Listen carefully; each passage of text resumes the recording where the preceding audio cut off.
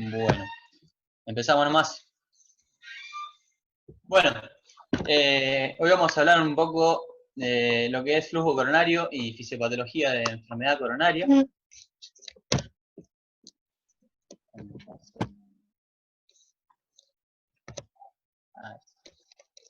Bueno, como sabemos, la circulación coronaria es un tanto especial, porque el corazón es la bomba responsable de generar la tensión arterial para perfundir a todos los tejidos, pero al mismo tiempo, la fase sistólica del ciclo cardíaco impide su propia perfusión. Una conexión estrecha entre la contracción del miocardio, el flujo coronario y el aporte de oxígeno. Por lo tanto, el equilibrio entre la demanda y el aporte de oxígeno es un elemento crítico para la función normal. Como sabemos también, el metabolismo del miocito es estrictamente aeróbico. La extracción tisular de oxígeno por el miocardio, a diferencia del músculo esquelético, llega al 70-80%, por lo que requiere un aporte continuo, que va a depender de varios factores que ahora vamos a ver. La energía del miocardio se obtiene el 40% por hidratos de carbono y el 60% de la oxidación de ácidos grasos y de lactatos. El consumo miocárdico de oxígeno es igual al flujo coronario por la diferencia arteriovenosa coronaria de oxígeno. O sea, todo lo que entra desde la aorta y lo que se drena en la aurícula derecha. Hay varios determinantes, como decíamos recién, del consumo de oxígeno. Sobre todo son la tensión parietal, la contractilidad y la frecuencia cardíaca. Y después tenemos algunos menores que va a depender del acople electromecánico, de la viabilidad tisular en el estado no contráctil del corazón, de la activación y la despolarización y de la captación de ácidos grasos por parte del miocito. La tensión parietal. Laplace dice que la tensión parietal es directamente proporcional a la presión intraventricular por el radio de la cavidad ventricular e inversamente proporcional al espesor. Entonces, la actividad que van a desarrollar estos elementos contráctiles junto con los elásticos va a crear una tensión interna que depende de la presión intraventricular, el volumen de la cavidad ventricular y de la masa del miocardio. Es más o menos lo que decía recién. A su vez, decimos que la tensión va a depender de la presión sistólica ventricular, del tiempo que dure la sístole y del volumen sistólico. Otro elemento que va a determinar es la frecuencia cardíaca. Decimos que cuando se incrementa la frecuencia cardíaca va a aumentar proporcionalmente el consumo de miocárdico de oxígeno. Pero bueno, esto tiene distintos factores. Decimos que la taquicardia va a generar una reducción del tamaño cardíaco y de la expulsión sistólica por latido, lo que va a reducir el consumo de oxígeno. Y al aumentar la frecuencia cardíaca también va a inducir un aumento de la contractilidad. Pero si analizamos, entonces, por latido va a bajar el consumo, pero evaluando la cantidad de latido en el tiempo va a aumentar considerablemente el consumo. Entonces, otro determinante es el estado contráctil del corazón. Sabemos que el aumento de la contractilidad eleva la velocidad del acortamiento de la fibra, lo que va a incrementar el consumo de oxígeno. Y un ejemplo para entenderlo es que en un corazón normal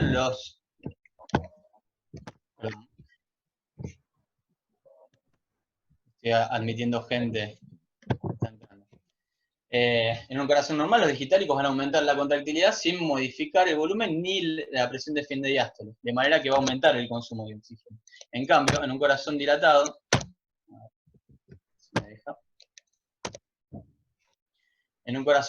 insuficiente, los digitálicos van a reducir la presión de fin de diástole y el volumen. Por lo tanto, al reducir el radio sin modificar la presión y el espesor, pueden reducir o no modificar el consumo de oxígeno. ¿Cómo vamos a estimar el consumo miocárdico? Tenemos lo que se llama en la clínica, que todos conocemos, el doble producto. que es igual a la frecuencia cardíaca por la tensión arterial sistólica. Pero ¿qué pasa con esto? No tiene en cuenta la influencia del estado contráctil ni la duración del periodo eyectivo. Entonces tenemos lo que se llama el triple producto, que es la frecuencia cardíaca por la tensión sistólica por el periodo eyectivo. Es lo que se llama el índice de tensión-tiempo. Que bueno, esto nos va a servir para estimar el consumo miocárdico de oxígeno cuando en situaciones donde se modifican la frecuencia cardíaca y la tensión arterial, como en el ejercicio.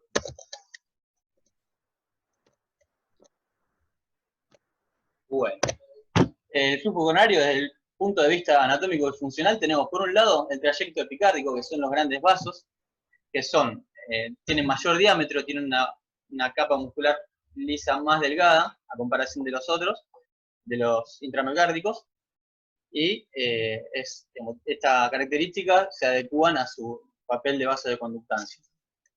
Y por otro lado, en el intramiocárdico tenemos las que son las pequeñas arterias y las arteriolas, que ya tienen una capa muscular más gruesa y son los que van a determinar principalmente la resistencia coronaria. Como sabemos, todo flujo, el coronario es generado por una diferencia de presión, lo que llega de la aorta y lo que se va a drenar en la aurícula derecha, que va a enfrentar una resistencia. Entonces, el flujo es igual a la presión sobre la resistencia. Bueno, el flujo coronario es predominantemente diastólico, y la presión diastólica aórtica va a ser su principal determinante. El gradiente de perfusión coronario se va a generar entre la presión aórtica y la compresión miocárdica. Y esto se llama el flujo cero, o punto crítico de cierre. Y expresa el grado máximo de tensión miocárdica.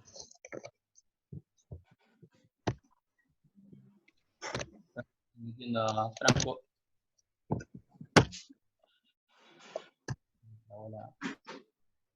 Bueno, entonces, cualquier modificación en la estructura miocárdica, sea hipertrofia o dilatación, va a generar un aumento de la presión intraventricular y modificando el nivel de flujo cero.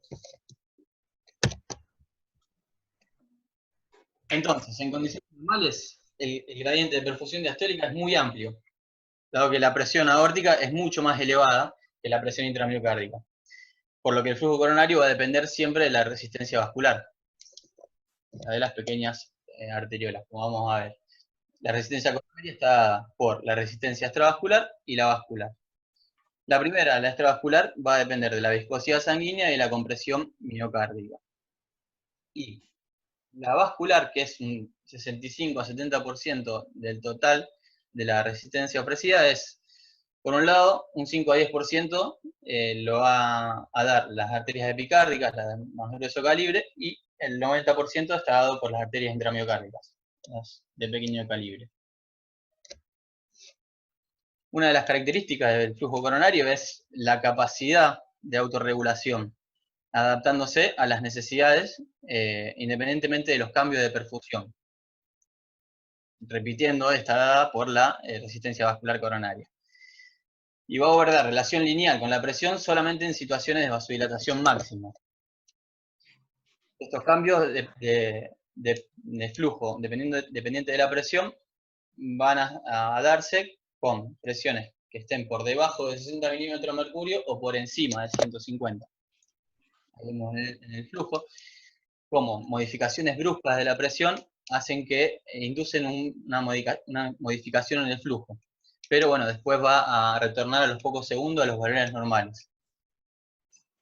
Y bueno, después tenemos las otras dos curvas, en la B y la C, está dentro de los parámetros de 60 y 150 milímetros de mercurio, donde no va a ser independiente de la presión. Otro fenómeno del flujo coronario es la hiperemesis activa. Este fenómeno se da cuando hay una función transitoria. Una vez liberada esa función, hay un incremento inmediato de flujo que va a ser proporcional a la duración del periodo que haya estado isquémico. Desde los niveles basales de flujo y el consumo, el incremento puede ser hasta 5 veces y la resistencia puede bajar hasta 15 o 20%. Ahí tenemos en el gráfico explicado cómo luego de una oclusión aumenta el flujo proporcional al tiempo que haya estado ocluido. Pues otra de las características es la reserva coronaria, que es la máxima capacidad de incrementar el flujo por encima de los niveles basales. ¿Te llamo o video? Avísame. Bueno, va a depender fundamentalmente de la reserva vasodilatadora del lecho arterial distal, lo que venimos repitiendo, pero creo que es una de las cosas más importantes. Que es una expresión de la diferencia entre el calibre arterial basal y el alcanzado en estado de vasodilatación máxima. Para explicarlo un poquito, si le asignamos valores del 1 al 5 a la vasodilatación, decimos el 1 del estado basal con presión elevada y el 5 a la vasodilatación máxima, decimos que el vaso puede incrementar 5 veces su diámetro en condiciones basales. Cuando baja parcialmente la presión, hay vasodilatación para mantener ese flujo. Decimos que aumenta 2. Lo que esto significa que va a ir aumentando su diámetro hasta 5 veces.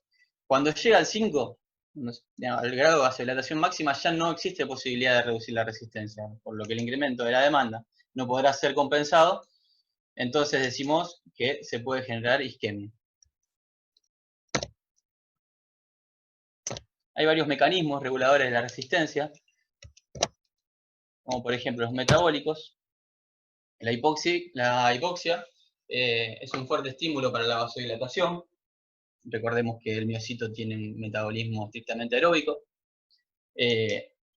Actúa también en forma indirecta, mediante los metabolitos que se acumulan en el tejido hipóxico. La PC2 y el pH, lo que es la hipercapnia y la acidosis, van a estimular la vasodilatación. El potasio, cuando hay elevadas concentraciones de potasio, produce vasodilatación. La adenosina es el principal vasodilatador arteriolar. Al cabo de un segundo de una oclusión, ya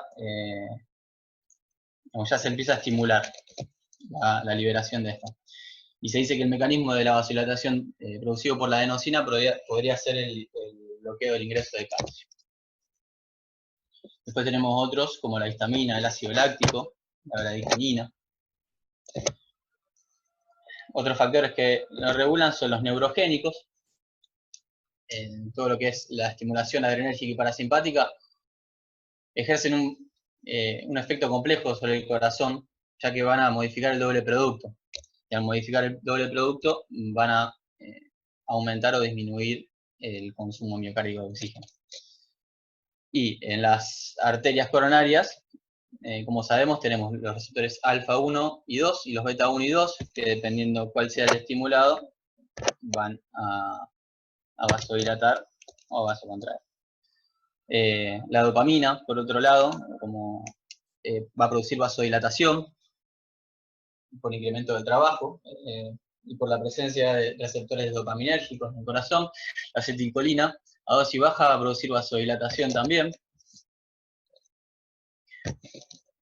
Entonces acá un poquito para explicar, la regulación simpática va a producir, por un lado, puede producir vasoconstricción por efecto directo, o por aumento del doble producto, por efecto indirecto, también puede aumentar el consumo miocárdico de oxígeno. Después tenemos lo que es en la regulación del tono coronario, como decíamos recién, puede ser vasoconstrictor.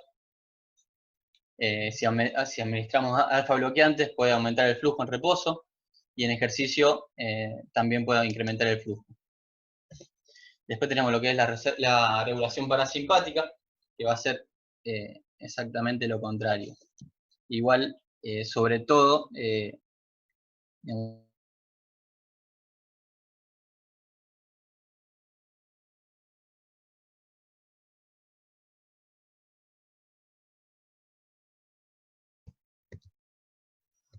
después tenemos los factores miogénicos,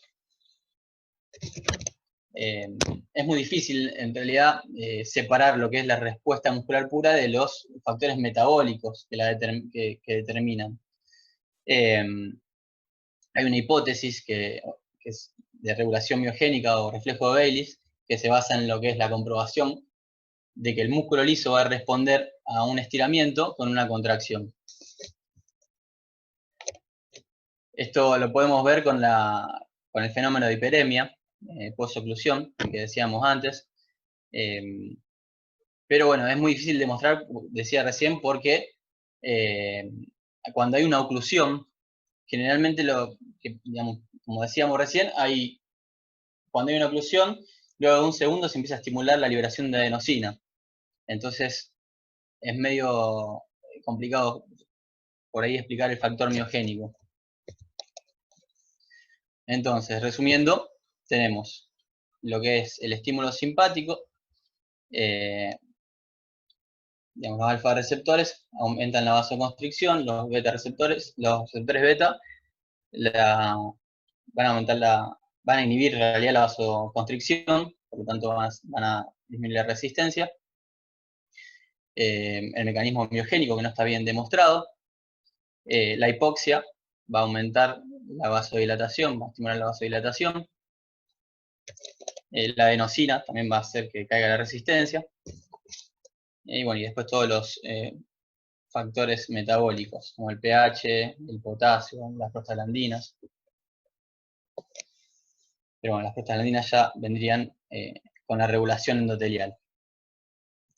Bueno, el endotelio es considerado como el órgano parácrino más activo por su producción de sustancias de acción tanto vasoactiva como anti-hiprocoagulante y trombolítica. La regulación vasomotora por el endotelio va a ser ejercida a través de lo que es el óxido nítrico y las prostaglandinas, un incremento en el flujo, y se genera un incremento de la fuerza de deslizamiento o fricción sobre la pared vascular, y con una rápida respuesta vasodilatadora mediante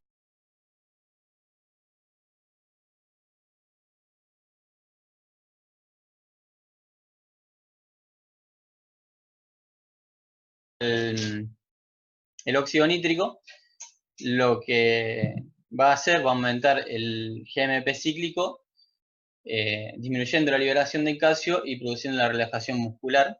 Y por otro lado, también tiene acción en la inhibición de la adhesión y erección plaquetaria.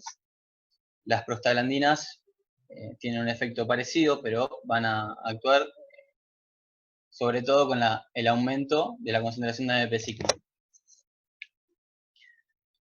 Tenemos dentro de la regulación endotelial, la endotelina, que son péptidos que van a producir vasoconstricción.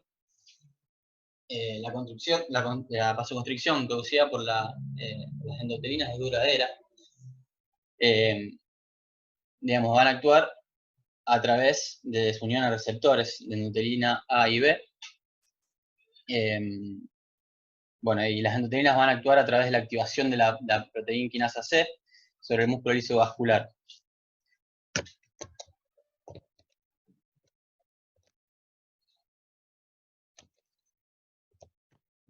Bueno, hay ciertas características de distribución del flujo transmural.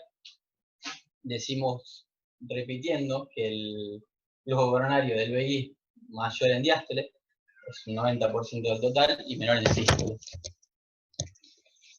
La elevación de la presión aórtica se ve siempre contrarrestada por un ascenso de la resistencia extravascular del flujo, con la elevación de la presión intramiocárdica del BI. El flujo coronario del ventrículo derecho va a seguir más a la presión de los cambios en la aorta, porque prácticamente no ejerce presión intramiocárdica. Esta distribución, como decíamos recién, no es homogénea. Decimos que las fibras subendocárdicas reciben todo el flujo en diástole, y en la sístole predomina el flujo subepicárdico. Pero bueno, las dos predomina el flujo en diástole igual. Bueno, por un lado, tenemos el flujo coronario sistólico, que la compresión ejercida por el miocardio va a paralizar el flujo en los vasos de mediano calibre. Esto opera como una bomba expelente, generando una corriente retrógrada hacia el epicardio. Y en condiciones basales decimos que el epicardio va a recibir un 30% del flujo que le corresponde, mientras que el subendocardio no se irriga, va a irrigarse sobre todo en diástole.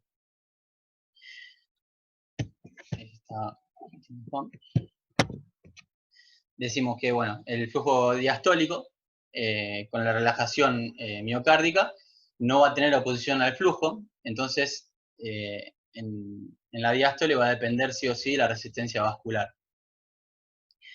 La proporción de flujo en el endocardio se va a equiparar, tanto subendocardio como subepicardio. Y en las situaciones que aumenta la presión de llenado del VI, como en la ICC o en la hipertrofia, puede aumentar la resistencia intramiocárdica. En estos casos, el subendocardio sería el área más vulnerable a la isquemia.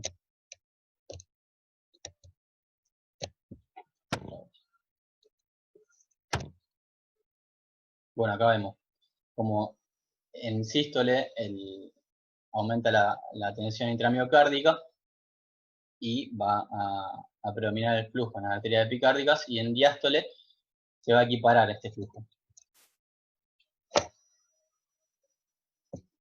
Bueno, lo que decíamos, resumiendo un poco lo que venimos diciendo de todas las influencias que van a regular el flujo, digamos.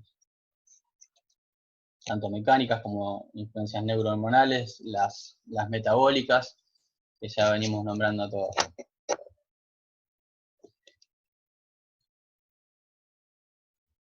Y para hablar un poquito de fisiopatología de la enfermedad coronaria, decimos que la isquemia es una situación combinada de hipoxia con la disminución del flujo, lo que va a llevar a la anaerobiosis y a la acumulación de productos catabólicos tisulares. La isquemia puede ser tanto transitoria o prolongada, ya produciendo necrosis miocárdica. Una vez que cesa la isquemia, hay varios mecanismos de recuperación o adaptación del miocardio en los que puede o no generarse disfunción contráctil. Por un lado tenemos la necrosis, que se va a producir por una hipoperfusión sostenida, crítica. Hay una caída grave del flujo, y cuando hay necrosis, el tejido, la función no se recupera. La isquemia transitoria, si bien la hipoperfusión es crítica, pero es breve. Entonces, la función se puede recuperar una vez que cesa la isquemia. En general, la isquemia transitoria y la hibernación te habla de estenosis no totales, que pueden ser breves, por eso ahí en este cuadro los mezcla, pero la isquemia transitoria puede ser estenosis, generalmente son estenosis severas, que te permiten la perfusión, pero son breves. Y la hibernación con el paciente que tiene estenosis severa, que está crónicamente hipoperfundido, y ahí las células como que bajan el requerimiento y se hibernan, digamos. Y bueno, un poco de lo que decía Pablo recién de la hibernación, que es como si fuera una adaptación al hipoflujo, pero es de forma crónica. Si esto necesita una revascularización para, si bien puede recuperar la función, pero necesita una revascularización. Y el atontamiento, que ya sería algo posisquémico, digamos, como, si hubo una isquemia prolongada que fue revascularizado. Puede durar días, semanas, incluso meses también, la recuperación de la función, ¿no? Bueno, lo que decíamos recién, la necrosis y la hipoperfusión severa y sostenida, que va a llevar a la inviabilidad tisular y con pérdida de la función y muerte celular, que no va a poder recuperarse, digamos. La isquemia transitoria es este estado de hipoperfusión transitoria que, con una rápida recuperación de la función miocárdica una vez restablecido el flujo. La hibernación, lo que explicaba recién, es una obstrucción más bien crónica. Cuando se restablece el flujo, el miocardio puede recuperar la función. Y el atontamiento es este estado de presión contráctil que se produce post-isquemia. Perdón, Licha, esto es importante, breve nomás. Las dos puntas son las que hay que tener en claro cuándo es necrosis y cuándo atontamiento, porque las dos se ven iguales, en un eco, por ejemplo. Entonces esas son, el que está atontado se recupera y el que está necrótico no se recupera jamás, ¿tá? Post-infarto. Bien. Bueno, hay varios mecanismos desencadenantes de la isquemia. Tenemos lo que es, perdón, en realidad la isquemia se genera por este desbalance entre reducción del aporte y el incremento de la demanda. Como reducción del aporte hay varios. Tenemos lo que es dentro de lo transitorio, los espasmos, la trombosis intermitente, y lo persistente es una oclusión como en el infarto agudo de miocardio. Y a veces también se puede dar por una hipotensión sistémica severa o anemia severa. Y después tenemos el incremento de la demanda, todo lo que aumente el doble producto, y sumado a una estenosis de los vasos epicárdicos, miocardiopatías también, valvulopatías, el síndrome de X, que ahora lo vamos a nombrar, que es la angina microvascular. Bueno, para hablar un poquito de la estenosis, como sabemos, es la reducción de la luz que está dada por placas ateromatosas. Esto van a generar un aumento de la resistencia patológico, lo que va a reducir la presión de perfusión distal. Siempre va a depender de la magnitud de la placa y del tono del vaso. Si bien, bueno, las lesiones crónicas tienen una dinámica escasa, mientras que, bueno, las agudas pueden modificar el flujo de forma brusca y crítica, produciendo la oclusión y la necrosis, como decíamos recién. Estenosis del 50%, mayores del 50%, a veces pueden ser suplidas por la vasodilatación, por la reserva coronaria, pero teniendo en cuenta que empieza a disminuir. Y la estenosis ya mayor al 90%, el flujo puede a veces verse disminuido en reposo, sin poder incrementarlo, digamos, que el vaso se quede sin reserva coronaria, y ahí es cuando se va a producir la isquemia. Bueno, la estenosis fija es, esta estenosis va a generar un gradiente que va a producir una disminución de la perfusión distal y se puede o no compensar con la vasodilatación distal. Pero cuando cuando alcanza el grado de vasodilatación máxima, el flujo se va a tornar dependiente de la presión. En este estado, que el flujo en el subepicardio, en desmedro del subendocardio, lo que va a provocar isquemia. O sea, cuando ya no puede vasodilatarse más y cuando se va a reducir la presión. O sea, cuando no se puede, cuando el aporte no es suficiente, digamos.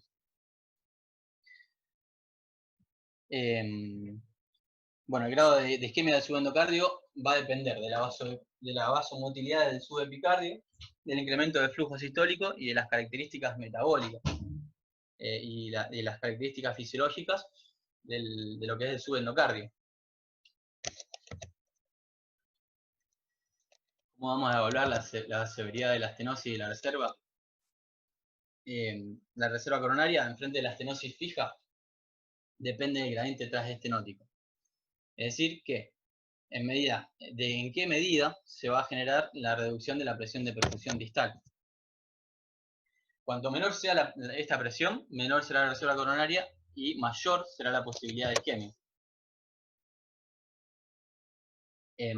Bueno, la relación entre la severidad de la estenosis y el comportamiento funcional de la placa es poco predecible. Digamos, esto varía en cada paciente y en cada lesión, según el tono también basal coronario. Lo que podría explicar esto es la estenosis dinámica. Acá vemos como en el gráfico tenemos una estenosis del 70% que, según el tono, va a producir va a bajar o a subir el umbral isquémico, digamos, según el paciente y según, ya digo, el tono coronario, el tono basal. Incluso pudiendo producirse un vasoespasmo que provoca una isquemia en reposo.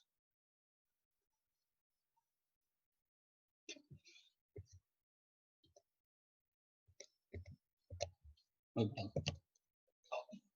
Bueno, en la estenosis dinámica, como decíamos, digamos, las variaciones del tono coronario y la respuesta a la estimulación neurovegetativa van a avalar la hipótesis que postulan la participación en la magnitud de la estenosis. Modificaciones leves de este podrían explicar los cambios que se producen de la capacidad funcional y del umbral anginoso. La misma lesión, repitiendo, puede admitir diversos grados de tolerancia al ejercicio según la vasomotilidad en cada circunstancia.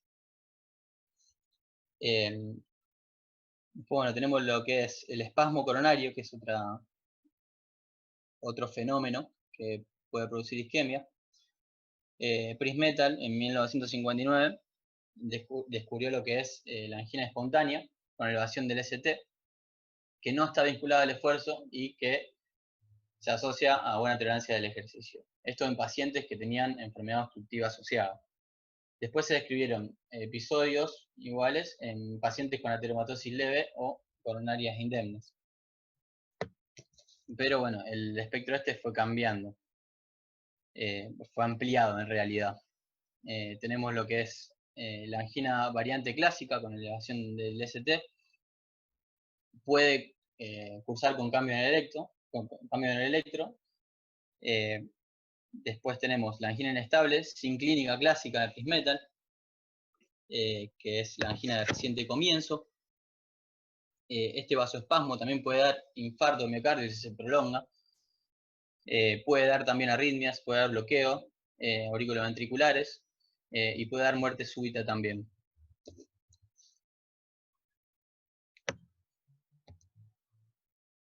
Otro de los mecanismos es el no reflujo. Cuando se produce una trombolisis exitosa o una revascularización exitosa, a veces el flujo distal no se recupera y puede generar isquemia. Esto se da por alteración de la motilidad distal. Perdón. Pero bueno, esto es funcional y transitorio. Puede durar hasta 3 meses, de 3 a 6 meses. Esto sí, como ejemplo, por ahí se podría dar el de Vega. No sé si todos la conocen, esta paciente que está consultando últimamente por unos dolorcitos medio típicos. La estudiamos otra vez y digamos, no tiene lesiones significativas. Y después tenemos lo que es... ¿Cómo? Hay que hacer una resonancia cardíaca. Para saber. Bueno, después tenemos el síndrome X, que es la angina que se da por alteración de la función microvascular. Se da con una clínica característica, un dolor torácico característico. Puede cursar a veces con alteraciones en el electro, como depresión del segmento ST. Y lo característico de esto es que las pruebas de esfuerzo y que las angiografías son normales. Un mecanismo de adaptación es la circulación colateral. La circulación colateral es la que se va a dar en pacientes con enfermedad crónica, enfermedad coronaria crónica, que en la angiografía no se... digamos, el corazón normal, esta circulación no suele visualizarse. A veces cuando es muy grande la circulación, corrígeme si me equivoco, Pablo, a veces se puede ver en la CCG. ¿Qué función tiene esta circulación? Es preservar el miocardio y a veces tolerar esa isquemia. Digamos, la función principal es preservar la viabilidad tisular en reposo y evitar la necrosis cuando se producen obstrucciones totales de las arterias epicárdiacas. Hay varios mecanismos de irrupción de placa, y esto como una introducción a las próximas clases de síndrome coronario. La ruptura de placa, que es un mecanismo que se da por fuerzas físicas, que van a ser influenciadas por la dinámica del flujo y la vasoconstricción. Las placas que están más propensas a romperse son las que están más infiltradas por macrófagos, por linfocitos T. Pueden liberar enzimas protolíticas, llamadas metaloproteasas, que pueden degradar la matriz extracelular, esta matriz extracelular que va, digamos, que constituye la capa fibrosa, que es la que se va a romper.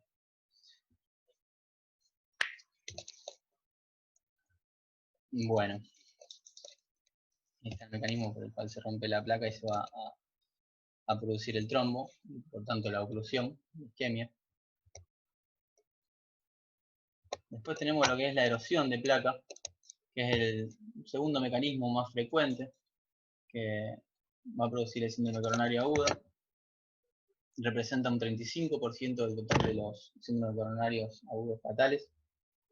Se da más frecuentemente en mujeres premenopáusicas.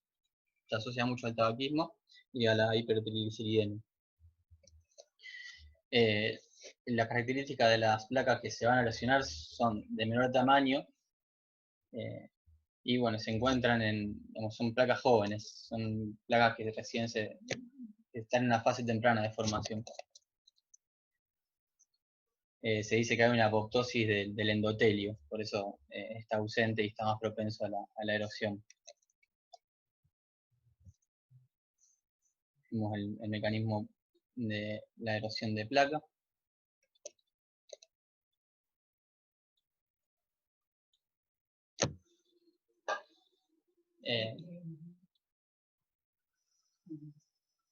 Perdón.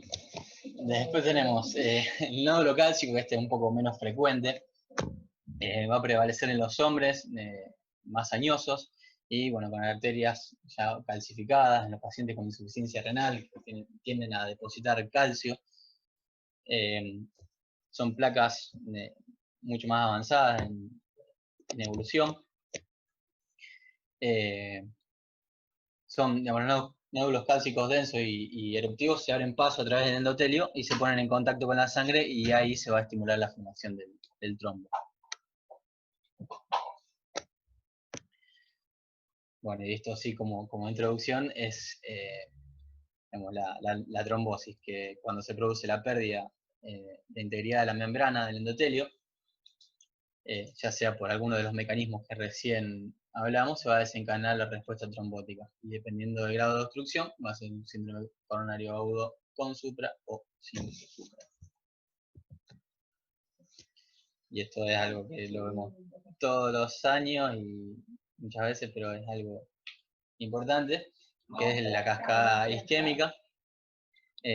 Cómo se va a disminuir primero se produce la disminución de la perfusión, ahí se dan los cambios metabólicos, después se da una disfunción diastólica, que ya se puede ver en el ecocardiograma, después la disfunción sistólica, recién ahí se dan los cambios en el electro y después el paciente cursa con el dolor torácico.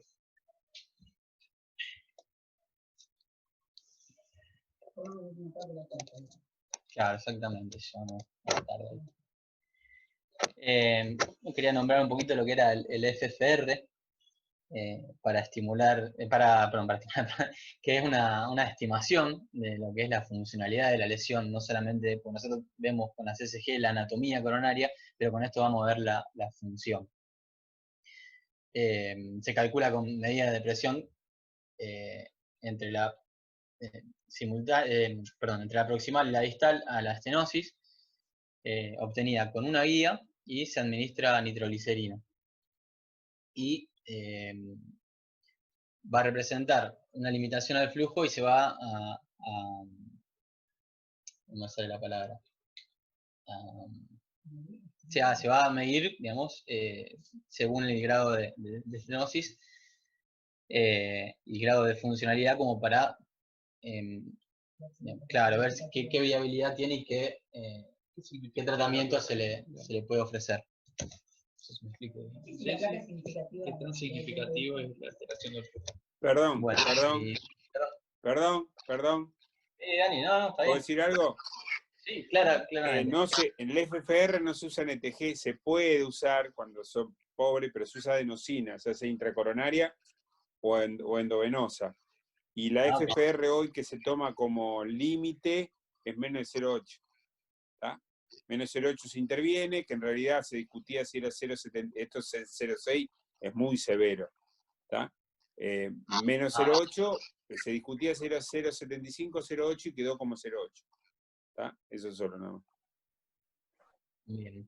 Bueno, gracias Dani por la aclaración. De nada. Y no, nada más. Ah, qué lindo grupo humano.